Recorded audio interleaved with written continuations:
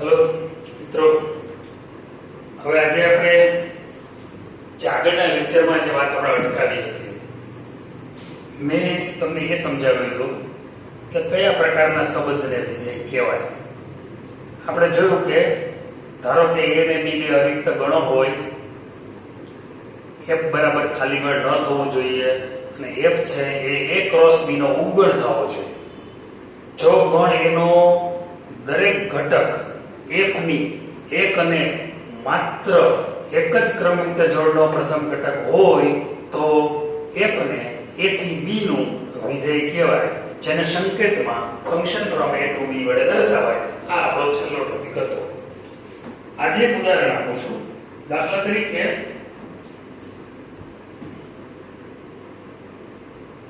a is equal to છે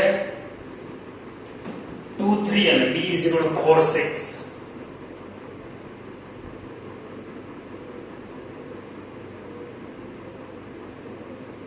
a બરાબર 2 3 અને b 4 6 છે. તો a ક્રોસ b કેટલું થાય? a ક્રોસ b આપણને કેટલું મળે? a ક્રોસ b બરાબર 2 4 પેલી જોડ, પછી 2 6, પછી 3 4 અને 3 6. અને a ક્રોસ b માં કેટલા ઘટકો છે? 1 2 3 અને 4. ચાર ઘટકો છે. તો આના ઉપગણોની સંખ્યા કેટલી થાય? 16 ઉપગણો થાય. બરાબર? a ક્રોસ b માં માટે ઉપગણોની સંખ્યા, a ક્રોસ b ના ઉપગણો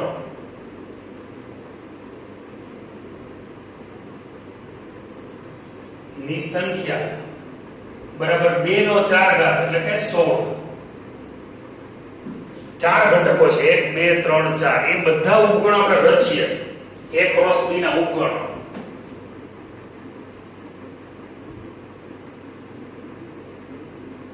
બધા 1 બાય 1 આપણે રચીએ છે. ઉપગણો 16 ઉપગણો થવાના છે.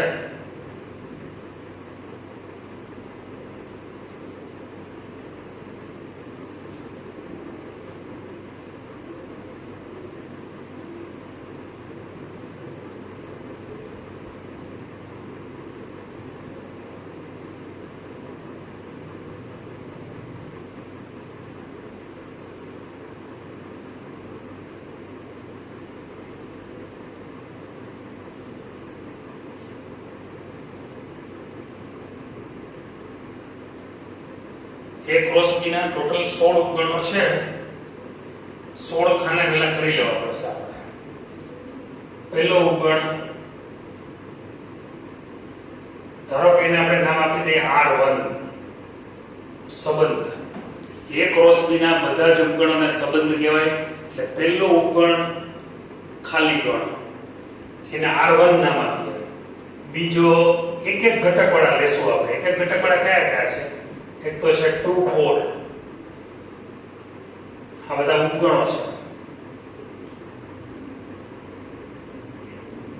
પછી 2 6,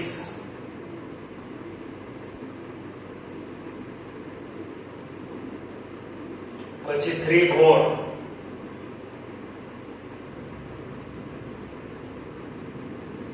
પછી 3 6.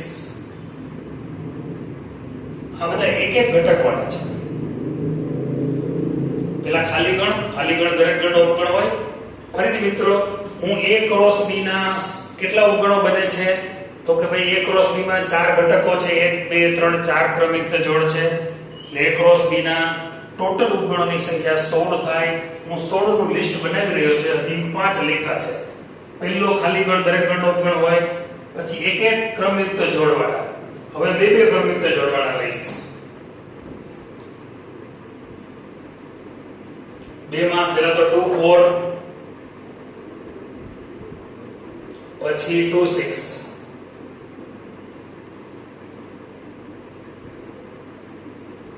એના નામ પણ આપતો જાઉં છું. R1 R2 R3 R4 એમ નામ આપું છું. આ બધા છે ઉપગણો. હવે બીજો ઉપગણ શું થશે? 2 4 3 4.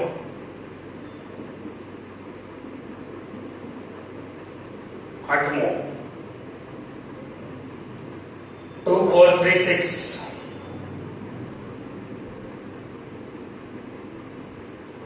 નવમું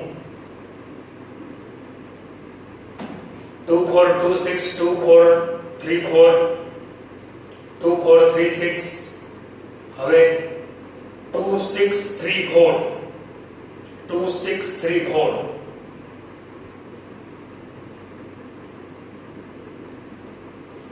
પછી 2 6 3 6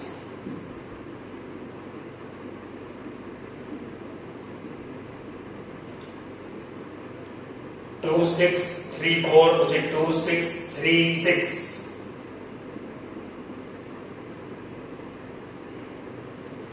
હવે કોઈ બાકી રહેશે 3 4 3 6 3 4 3 6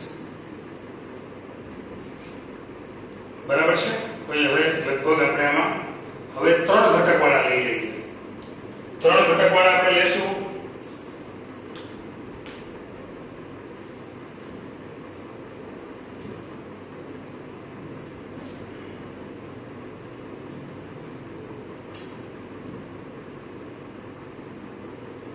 હજી 5 ઉકેલો લખવાના છે આપણે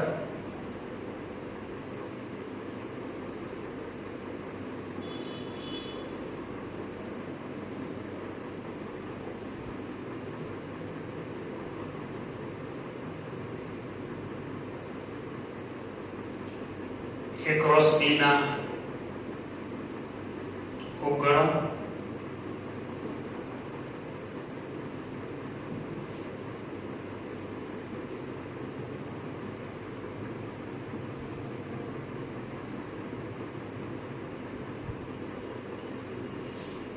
અહીંયા ત્રણ ઘટકવાળા આપણે લેવાના છે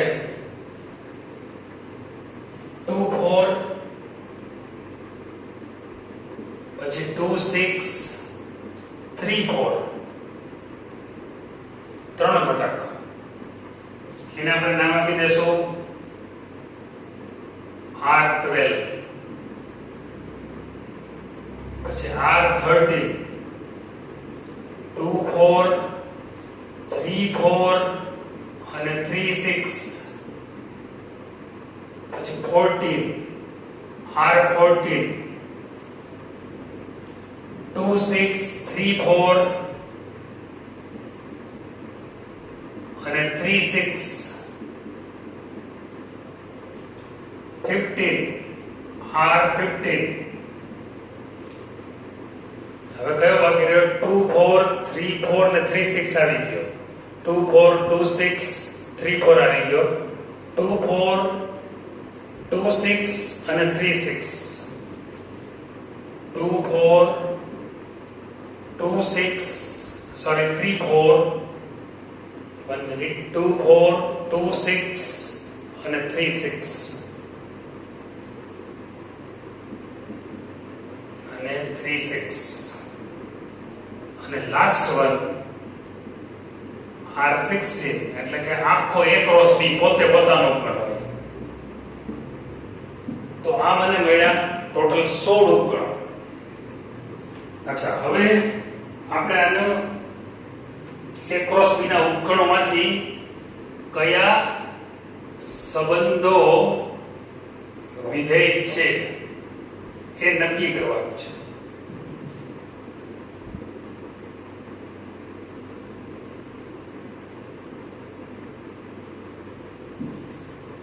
નક્કી કરવાનું છે કયા સંબંધો બધા સંબંધો જ છે R1 થી શરૂ કરી R16 સુધી પોલર રિલેશન કારણ કે A ક્રોસ B ના બધા જ ઉપગણોને શું કહેવાય સંબંધ A ક્રોસ B ના કોઈ પણ ઉપગણને સંબંધ જ કહેવાય આ બધા સંબંધો છે પણ એમાં કેટલાક સંબંધો વિધેય છે કેટલાક નથી ખાલી લો આ વિધેય નથી આ વિધેય નથી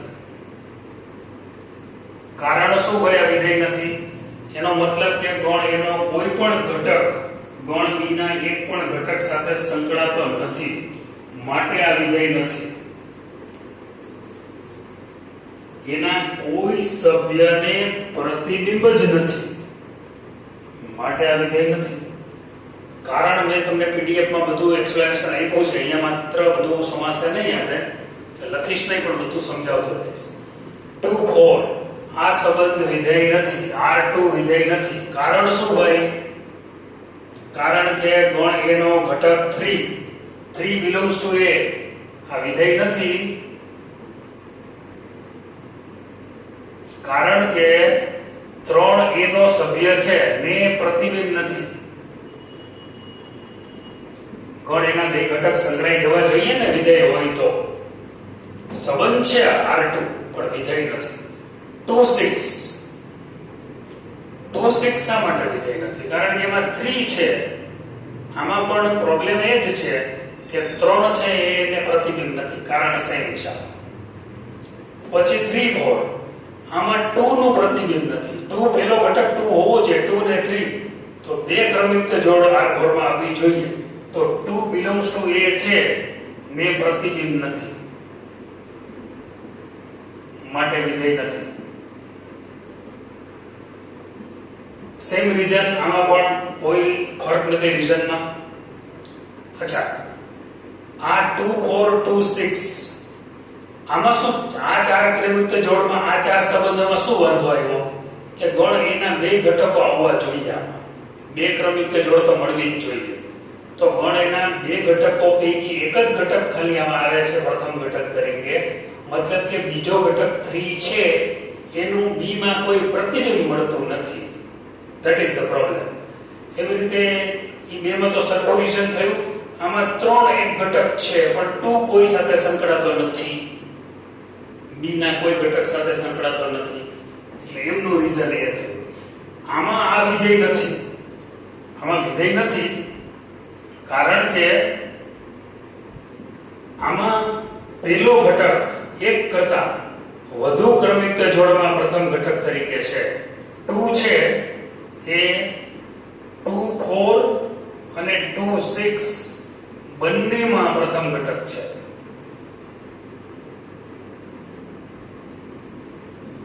નિયમ શું છે કે ગણ A નો દરેક ઘટક એક અને માત્ર એક જ ક્રમિક જોડમાં પ્રથમ ઘટક તરીકે હોવો જોઈએ.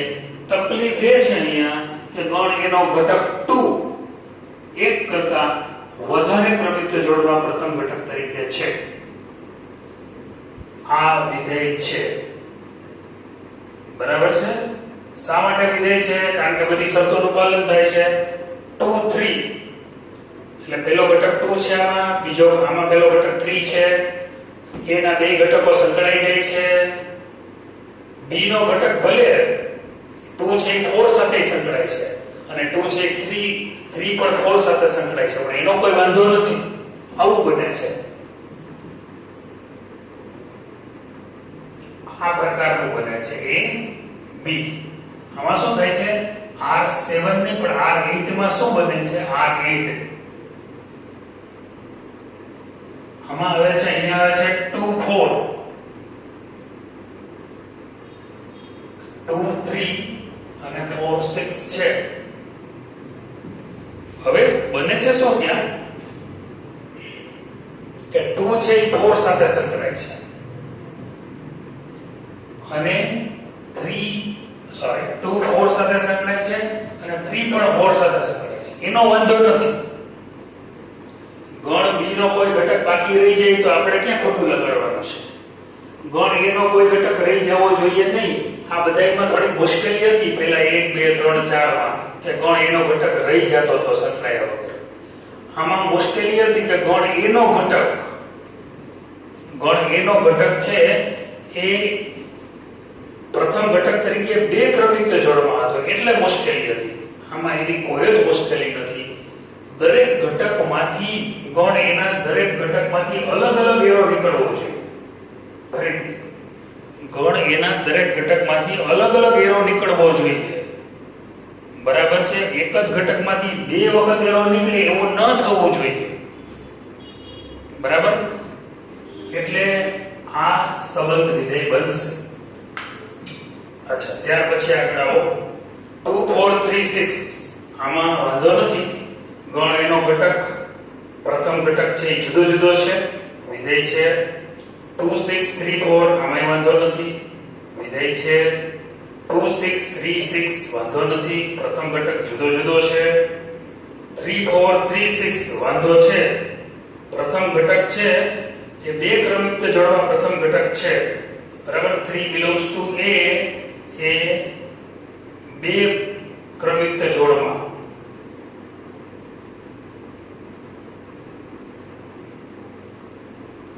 પ્રથમ ઘટક છે, તેથી વિધેય નથી. આ વિધેય નથી. हमने प्रॉब्लम यस प्रथम घटक બે ક્રમયુક્ત જોડમાં છે, રાઈટ, એટલે આ વિધેય નથી. આમાં પ્રથમ ઘટક એક કરતા વધારે ક્રમયુક્ત જોડમાં છે, વિધેય નથી. આમાં પ્રથમ ઘટક એક કરતા વધારે ક્રમયુક્ત જોડમાં છે, વિધેય નથી. આમાં 2 2 પ્રથમ ઘટક એક કરતા વધારે ક્રમયુક્ત જોડમાં છે, વિધેય નથી. A ક્રોસ B તો વિધેય થાય જ નહીં, કારણ કે એમાં તો બે પ્રકારની મુશ્કેલી છે. 2 પણ બે ક્રમયુક્ત જોડમાં પ્રથમ ઘટક તરીકે છે, 3 પણ બે ક્રમયુક્ત જોડમાં પ્રથમ ઘટક તરીકે છે, એટલે આ તો વિધેય બને જ નહીં. તો વિધેય કોણ બનશે? રાઈટ, કોણ વિધેય બની શકે? તમે બરાબર સમજી ગયા છો કે આમાં આટલા સંબંધો વિધેય બન્યા. R7 થી શરૂ કરી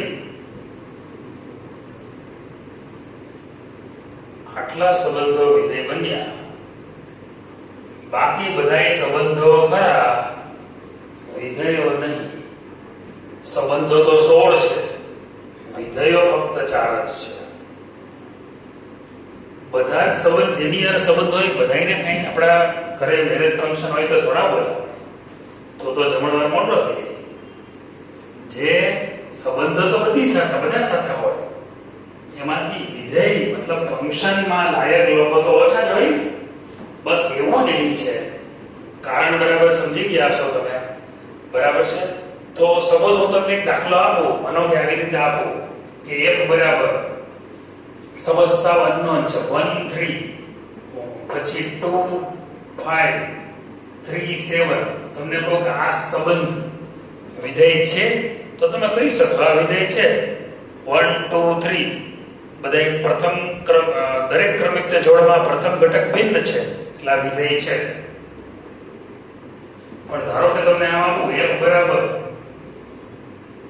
2 7 2 9 2 11, હવે આ સંબંધ વિધેય બને ન બને? કારણ કે 2 છે એક કરતા વધારે ક્રમયુક્ત જોડમાં પ્રથમ ઘટક તરીકે છે, એટલે આ જે બે ગણ આપ્યા છે એમાં આ વિધેય છે, આ વિધેય નથી. તો મિત્રો હવે આના પછીના લેક્ચરમાં આપણે આના દાખલાઓ શરૂ કરીશું.